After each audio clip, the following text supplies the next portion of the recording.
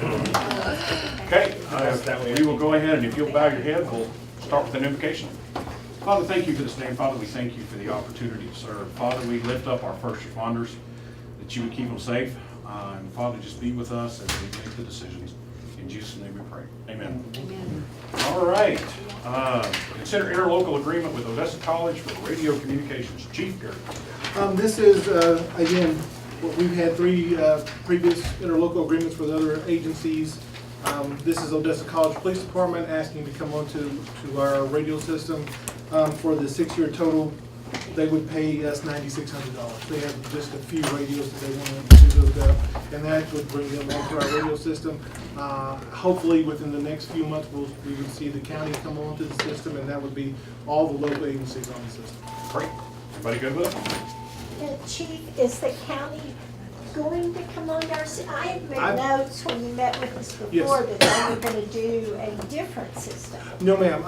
Everything I've been told that they are. I saw the sheriff at a Salvation Army board meeting at lunch, and yeah, we talked about this, and yeah, they're coming on. As far as to my understanding, they're coming Okay, on. but you remember when we thought they were not? Yes, there was a time. I mean, yes. Okay. I know you love your notes. Yes, ma'am. She does love her notes. I can tell you when you said that. Date, time, I want to go to her house and see the volumes. Number 2, consider award of contract for record service. Chief Kirky. This is going to be a tag team effort here between Philip and Jesse and I. This is the first time we've been out for a bid on the record service in quite a while, and the contract changed this time. Several things changed on it. Number one, we took away the responsibility from the police department to have anything to do with the auctions that the record service has, which is great for us. It's going to be a tremendous savings in human resources for us. But also, there was some discussion when this first came up that, there were some bidders that possibly wanted us to have a list of providers for this, and that just really doesn't work for us. And we're happy to say that Neilpool bid on this, and they have the resources to be a sole provider. I believe, Philip, how many trucks do they have? Yeah, so we received 2 proposals. The first was Neilpool Records, and the other was Blue Star Towing. Looks like Neilpool has 22 trucks, and Blue Star Towing has 8 trucks in their fleet.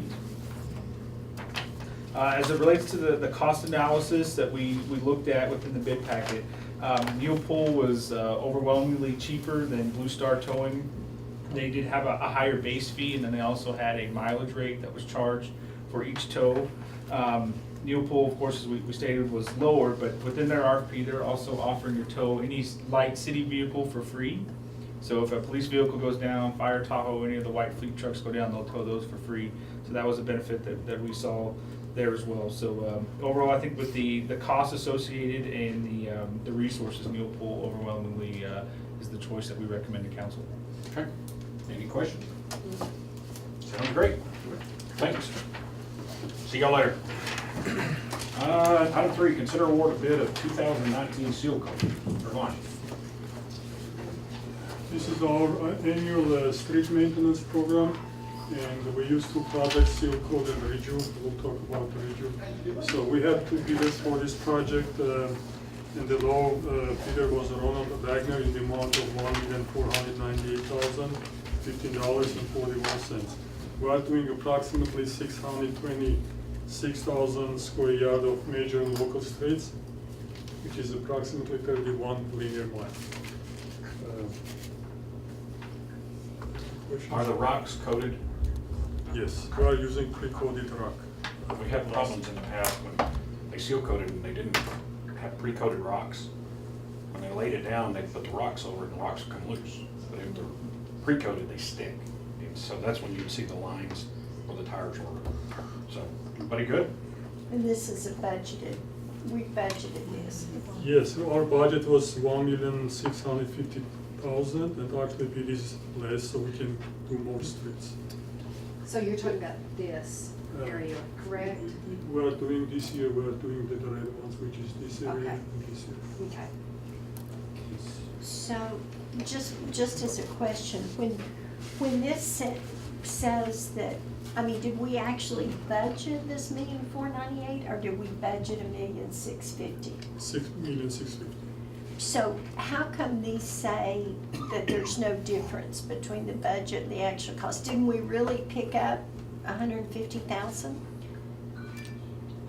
The reason that we do it that way is so that we're just trying to show that you have enough budgeted for what the cost is. We're not trying to show an overage or a savings. Now, sometimes we have a budget of 200,000 and the project comes in at 250, so we're short, so we need money from somewhere, so then we would show that difference. But if it's a savings of it will end up in fund balance at the end of the year, because this is in their operating fund. Okay? Very good. We can change that if that's something y'all would like to No, I see. just was curious Yeah, that it says the budget was this number and there's no difference when really it was something kind of cool that we picked up $150,000. well, if we said that this morning too. It was highly unusual that we get anything under budget these days because everything's skyrocketing.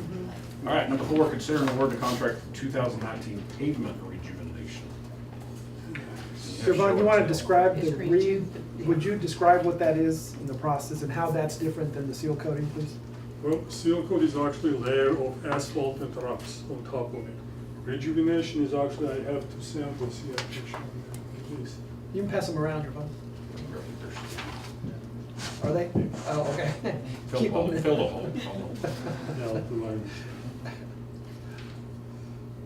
So rejuvenation product is actually a oil-based emulsion that they will apply to the street surface, and it will soak in approximately 3/8 of an inch. It will rejuvenate the first, the top layer, which means it will prevent the oxidation, which is actually stop water getting into the pavement. And you can see on the profile, you can see this is before and this is after. This is the same street actually, and how it penetrates and goes down, you can see here. It rejuvenates the surface, makes it more flexible, that it can, so prevents the cracks and things like that. And after they will apply this oil-based sealer on it, after approximately 1 hour, they will put the sand on it just to prevent public driving on it and making a mess. So basically it is ready next day. They can drive actually after 1 hour already. So next day the company will come back and sweep the street. It's ready to go. We typically do this on residential streets. You may have seen Typically. it on some of your streets. It's when you'll notice it, it'll be noticeable because there'll be a lot of sand on top of the road. Typically it is on a residential and mostly on the new streets. What I mean by saying new, that didn't have any seal coat on it. As an example, I'm watching my streets, which was done in 2001. And the first time it was actually rejuvenated in 2011, after 10 years. They applied it, at the second time they applied it in 2016, which means we can extend the life of the street approximately 20 years before we can even, and I'm thinking about the 3rd coat right now. It looks good so far, so, which means, and the seal coat, usually it's a good product, but it sometimes, if you have more seal coat, it will change the drainage pattern. So, which is, at some point, you have to mill it down and actually resurface it. And the seal coat was probably more appropriate for heavier volumes. Yes, for major streets, yes. So this product is not for the major streets, those are for local. But it saves us a lot of money. So let me ask you a Yes. quick question. It looks like most, for the last few years, most of the work has been done east of Andrews Hollow. Is that correct? That's correct, that's why I can, And- but west of it, see, the seal coat was done, this is a comparison. Oh, I So see. mostly the seal coat was done in this area. Oh, okay. And the rejuvenation was done in this area. Okay. And this is just the last 10-year history, so we can go back even more if we need to. Okay, good. About how long do you anticipate the life of the Approximately restoration? 5 years. That's good. Okay, 5 years. all right. All right, everybody good? Next is consider authorizing the abandonment of the 34th Street right-of-way.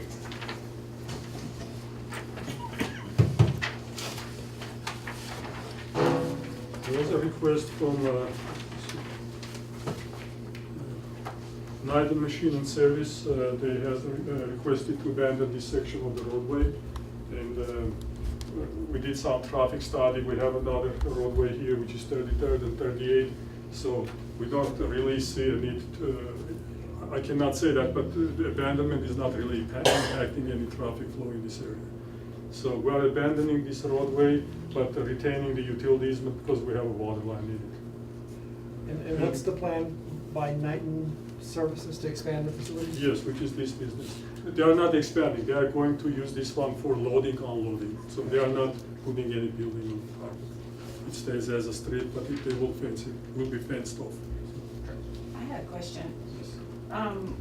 Just when driving through there and looking at it, a lot of cars were parked just like Yes, that. you can see. So I was wondering, where will they, because I figured they were gonna move it, because their Knighton is just crowded in there, so I know they need more space, but where will these people park? It become public, I mean private, I'm sorry, so it'll be like a parking lot at the same time for them. Just So wondering, because I know they're no gonna move traffic all going that through, stuff yes. over, and I just didn't know That's the once they reason. move, if they, you know, if they plan for their employees to have a parking. Yeah, partially this parking now, so technically, so that's why, I mean, traffic is really not flowing through this No, area. the traffic was not, but it Yeah. was just so many cars parked. Is Even the Knighton on private. both sides? Do they operate on both sides? This north side is Encore easement. No, the company. You are talking about half and half, so this is Encore easement, so, And then that's It's not pleasure. Knighton, right? This is Knighton down Yes, here, yes. and that's another business. Okay, other questions? Is that anything that's been an issue with that other business? no, because they are not adjacent to it. This is an easement. Goes up like this area. I'm with you. Okay. All right. Sounds good. Thank you, Ron. Next, item 6, consider purchase and install of emergency generators. Council, Mr. Mayor, this agenda item is to purchase 3 generators that are scheduled and budgeted purchases. This would come from the Equipment Services Fund. The first generator would be replacement at Equipment Services for the public safety radio tower. The generator that's in place is 23 years old. The other generator to be replaced is Municipal Plaza, and this is of course the police dispatch. All of our radio systems are at this location. And then the police department's generator, and that generator is 35 years old. This would be a partnership of 2 groups, the Gordian Group and Cummins Southern Plains, for a total purchase price of $364,669.14. And again, it's a budgeted and scheduled purchase. Okay, everybody good with it? Sounds good.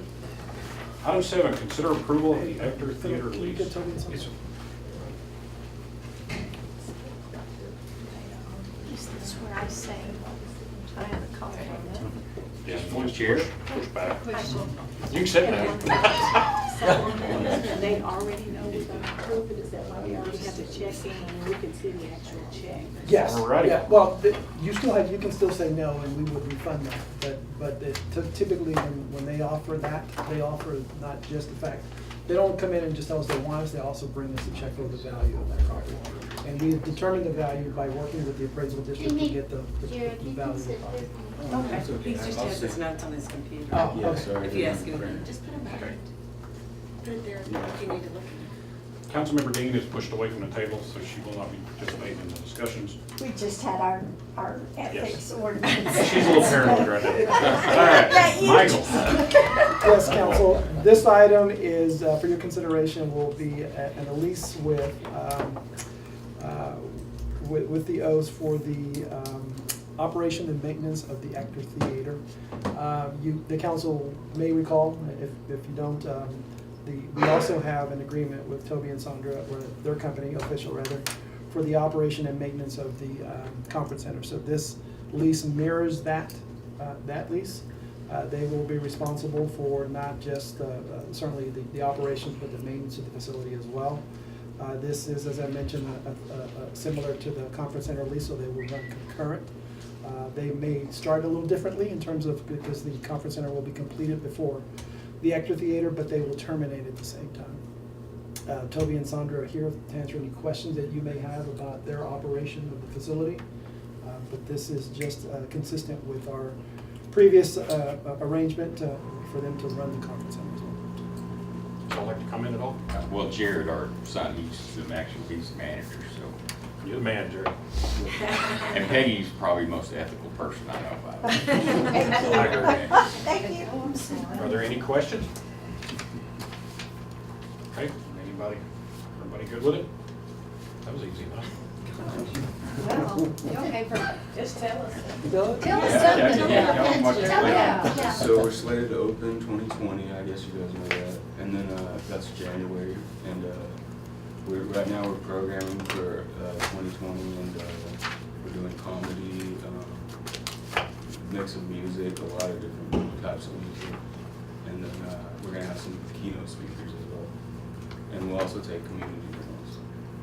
Fantastic. So is there any plan with the schools to utilize that for Not entertainment? yet, but I'm working with Randy with the arts, and he's mentioned a few ideas that we might collaborate with OHS. Of course, Odessa High built their, Yeah. and Yeah, they've they're got quite a performing. facility too. Yeah, it's so. nice, it's nice. You know, we've talking about the actor, and we're all excited about it, and all, especially now that it's not those colors, but, anyway, and, you know, just hoping that some of the younger people, you know, in Odessa, you know, that there will be venues there that would invite them, you know, Yeah, we're into the definitely theater. skewing younger a little bit, but I can't help it, I guess, really. So I guess that's what we're definitely targeting, you know, 25 to 44 audience, and that's what our demographic is going to. One thing I failed to mention, like our agreement on the conference center, the city does have use of the facility for a limited number of uses. We won't pay for the use of the facility, but any costs associated, meals or whatever, we would reimburse the actor for. But again, it's similar in that regard to the conference center. Can't wait. Say, you know, I can't wait either. I'm lifetime Odessa, so that area is really special. Guys, if you don't mind, I'd like to also offer the council, anytime they want to go see the facility in progress, we'll be happy to arrange a visit. I think you'll be very impressed. Sounds great. Super excited. Thank you all very much for coming. Thank you very much. All righty. Thank you. I'm sorry, Peggy, you can't talk. Now you can come back to the Peggy table. can't talk. Do it on that, yeah. Okay, Peggy, you can talk again. Item 8, sale of 417 North Grant. Would you ask my attorney? He said, Hello. how are you? Hey, John. Good. Council, if you remember from one of our previous work sessions, we reported back to you that we had one bidder on 417 North Grant, and that was Mr. Heritage. We talked briefly about what he intended to do, but it was at the request of the council that we bring him in so he could talk about it himself. There also was an offer to make Mr. Heritage a counter offer. He's indicated that that's probably not what he wants to do, but you're certainly free to ask him those questions. And more importantly, he's here to tell you what he thinks he can do with the building. So John, I'll turn it over to you. Let me go over a few things. And I've got some pictures on the wall, but it's going to be kind of a patio bar in the back with some parking, and I've got pictures to show y'all. Inside seating 30 to 35, nothing huge. Outside seating probably about 50. But if we do theater style, like for a wedding or a venue or something, we can fit about 100 outdoors, which will be when we do the bar, will be the restrooms, handicap restrooms, because I'm also purchasing the Rose Building, which is next door. So it will be a benefit to add to that business also for there, but the bar will be open to the public. We're not gonna be doing until 2 a.m. I don't want that crowd. I don't. It's gonna be probably like 4 in the afternoon until 10 or 11 in the evening. I think more of a working class, that the bar will be open. Also, I've talked to Randy Ham with the Odessa Arts Council. We're gonna work together and do some art exhibits and do different things. And I kind of want some local artists, not bring your purses and a junk sale, but local artists. We've talked about setting up once a month for the local artists outside, and I'm not gonna charge anything for the venue, for them to be outside, because it's gonna bring more people downtown. To do that, so Randy and I've talked about it, also about some live entertainment, so Randy's super excited on it. Saturdays, we may open a little earlier, you know, push some mimosas or something else, and do a lunch, something downtown. But one thing's at Green Space, closed on Sunday unless it's a private party. Try to get at least one day off a week.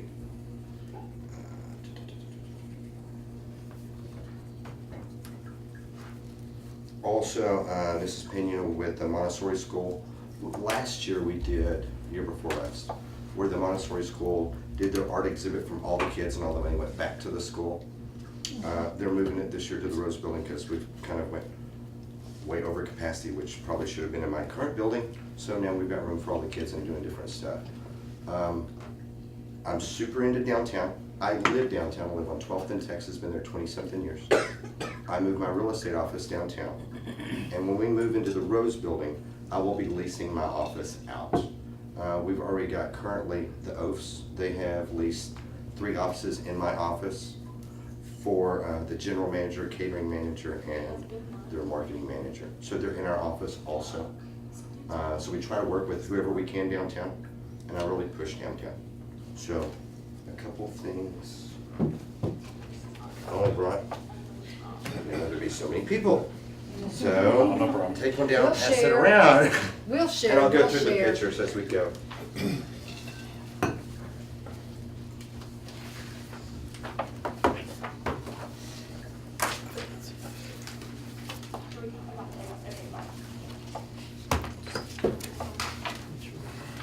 And I'm not going to take up a ton of time because a lot of it's self-explanatory. Is this the same? Yeah, I got that. They should all have this on the front. Okay. First picture is what it looks like today. And I'm planning, where it's got the name of the business and the terrazzo, to keep that. This will be the water feature that you'll see in a little while, green space on each side. So we still keep the old downtown feel with the old terrazzo that's on there. The second page is an aerial, if somebody's not exactly sure where it's at. So that's kind of showing where the lot is right now. It's where the red pointer is. So it's in between the Rose Building and Jim's Big and Tall. The third one is the diagram that I plan with the building. The top of the page is grants, which goes into a small stage. And I have not paid for an architect to do everything yet. I know I'll have to with the city when we build anything out and do that correct. I haven't invested that money yet until I know for sure this is going to. But we will have inside seating in the back, parking in the very back. We'll have 2 restrooms, so we've got the ADA restrooms and other, which will also help, because the Rose Building, it's past city code, it's got everything else. I think it needs more restroom space. So that way it'll have 2 entrances off of this going into the Rose Building, so it can be used either way. And when the Rose Building is being used, we can also use the restrooms on this side also, besides those restrooms, so they'll work together. Fridays, Saturdays, Saturday nights, if we do not have an event in the Rose Building that's leasing this, it will be open to the public.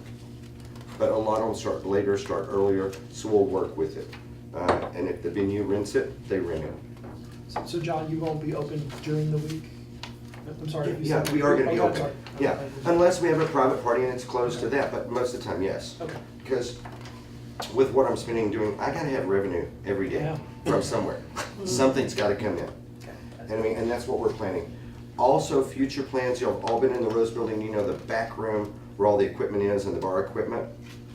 Hopefully, this may be a little larger, so all the equipment is over here. And one day, there will be a restaurant in the back of the Rose Building. So during the day, I can use that as a lunch space, clear the tables, have it at a venue in the evenings and weekends. Next page, this is kind of the vibe I'm wanting to get. Just the downtown, it's already got the brick. I'm gonna leave the exposed brick, the rough looking, I like it. I like that look.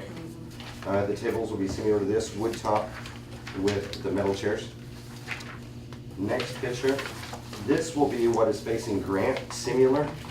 I want the brick pillars across, and then we'll open up and have the gates, but where you can see through the property driving down the street. I'm not gonna do a solid wall or anything else. I want people to see in and see what we have to offer.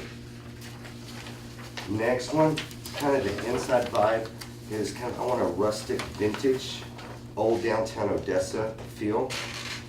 I don't want it to look super new. It'll be a new building, but it's not gonna look new. Is that the future bar, John, that you're talking about? Yes, Or is inside, that similar like future? that. That's I want that rustic kind of feel. Because I told somebody, we've got the new hotel and conference center that's pretty, clean, shiny, modern. I'm not doing that. Doing some large tables on the inside, so when you do have your groups, that does that away. And then the last one, on top of the wood, a lot of old vintage signs. And that's another thing, if this goes through, that I want to ask for. What are you gonna do with the old Frost Bakery sign you have in storage? I didn't know we We had. have it in storage where? On Kermit Highway, y'all had it in storage for 20-something years. Is it ours or is it the school district? That's yours. Is it? Okay. If this goes through, I would love to have it on the wall, because I want We'd to. love to sell it to you. Golly! Let's make a deal. Oh, for the difference in what your counteroffer was out there. But some stuff like that. I mean, some old vintage stuff from downtown that it looks old, like it's been there a while. I don't want pretty, clean, shiny, modern. John, is the Rose Building transaction, is it complete? I mean, is it for sure happening? I haven't closed on it. I'm waiting on TABC.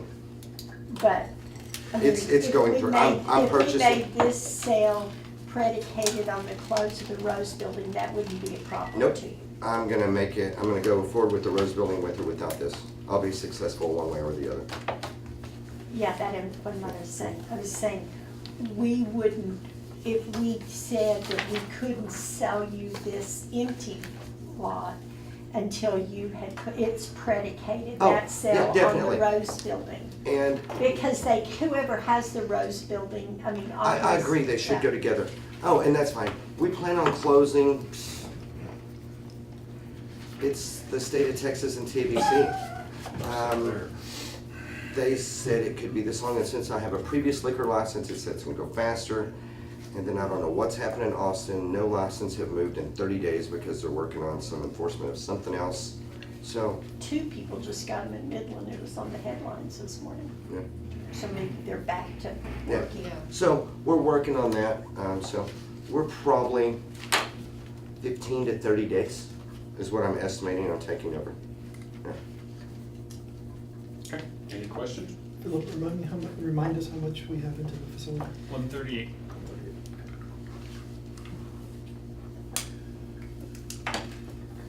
10 offers, 50, right? The offer is correct, John? Yes. Yes. All right, what's everybody think? This is the second time you've tried to find this, right? Yes. And we're, First one was not formal. It was just an offer that was made, then the building was torn down.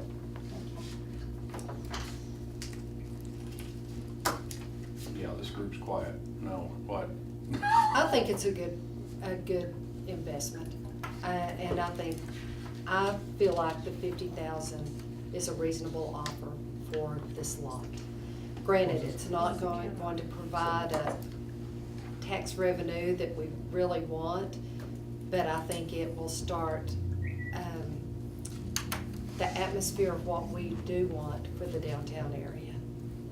Also, And I thought, I think we're gonna add probably about 5 employees, 5 more employees. That's, some of the things Nelda does, I don't totally agree with. She's an awesome business lady and she works her butt off. But I need more staff, because I don't have time to clean the building. Nelda cleans the building, Nelda sets the events up, Nelda does it, Nelda works her butt off. I can't, I'm already working my butt off. So between the bar, the inside bar and that, it's probably gonna add about 5 more employees. Tom, what do you think? You know, I struggle with losing $87,000, although I don't know what we would have done otherwise. Just as a reminder, this building has been out for RFP twice? Three times.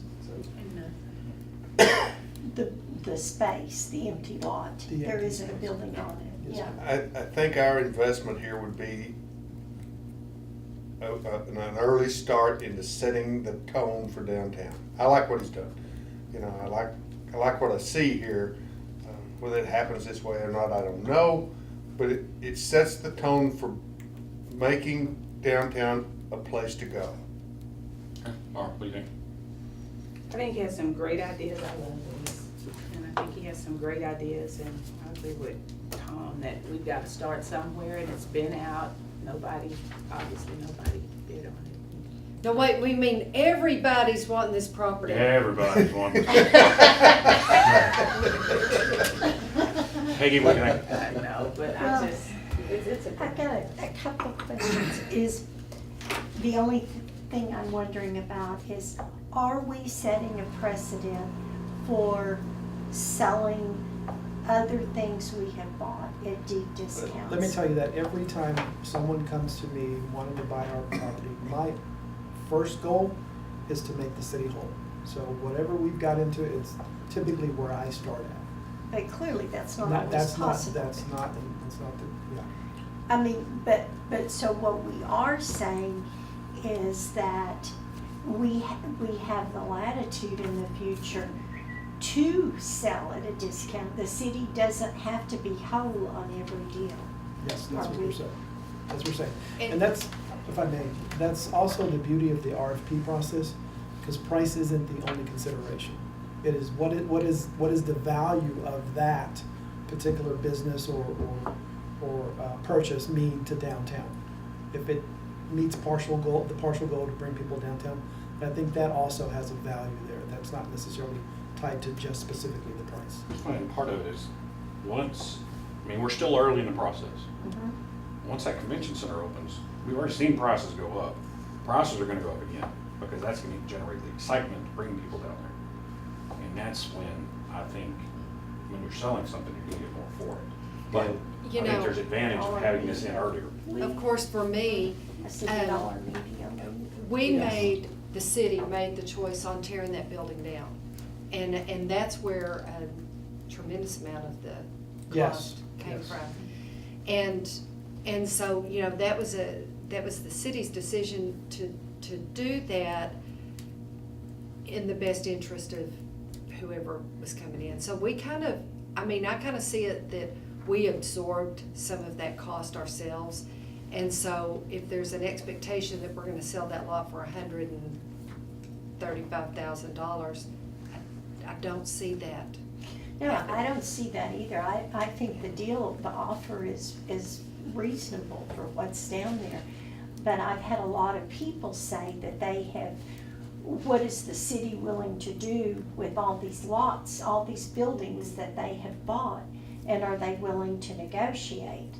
And I think what the answer to that would be now is based on the proposed purpose and that certainly we would look at anything. Because I've had people say that they weren't gonna, in fact, I think at one point you were even gonna move from downtown because you were upset on the offer that you had made before, so.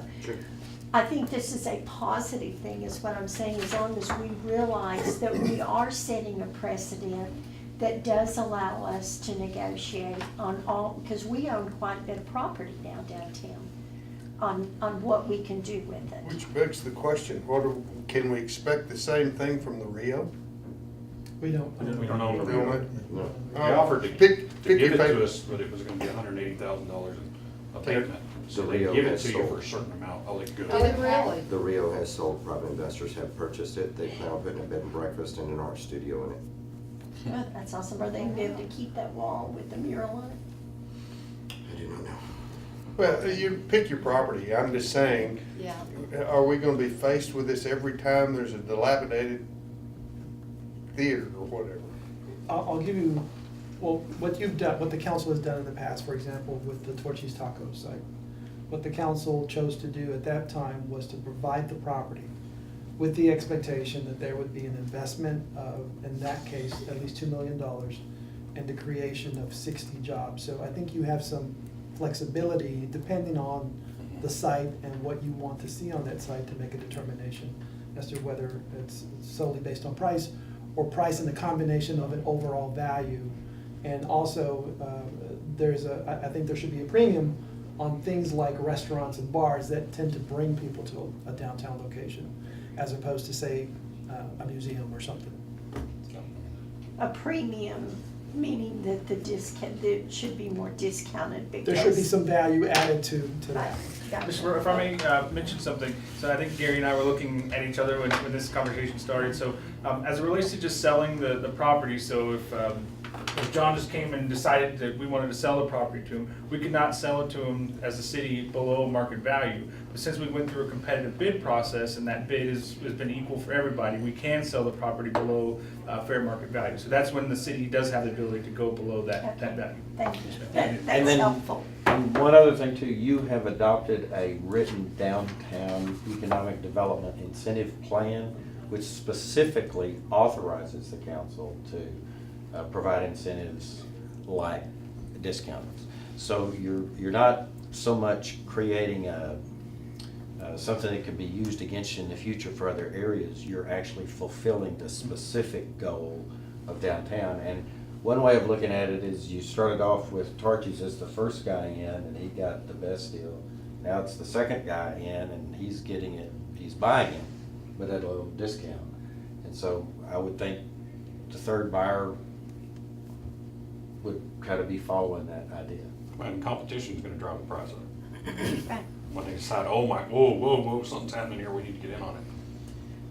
Just had a question. I like it. And I guess my question is, what problem you have with the counter? I know it's money, but is there something else that, with the counter offer? Didn't you say he? Yeah. Then I said, last because the money I'm gonna spend on it, and I mean, I just wanna go spend it. And I even said, well, what if we did an appraisal on it? We gamble, and I paid appraised price. Appraised price is gonna be lower than that. I think we're gonna have a problem right now with an appraisal. And I mean, since I was investing in that, buying the other one, bringing green space, it's part of the original master plan for downtown, and that's kind of where I'm at. Yeah. Sounds good then, because I'm good for it. That's So it. I take it from the nods that we can proceed and you will see this item on the council agenda. I'm in favor. And if it says that I don't get to purchase it till the Rose Building has been purchased, I'm okay with that. I mean, I think it's just predicated on that because Definitely. what I think Dewey had made the comment, we don't want to sell this for 50,000 and then you flip it and for 100 because somebody wants that lot. I mean, No. we're selling it because of what your plan is to do with it downtown is the reason we're selling it for that price. And so they kind of go together. That was the The only. next thing I'm gonna do is after I purchase it, for us to be able to serve liquor with one liquor license, since I have two addresses, I have to replat it. So one address covers both. Makes sense. So 417 will be gone and 415 will cover both properties. So it'll be one. Then we are finished and we are adjourned. Thank you very much.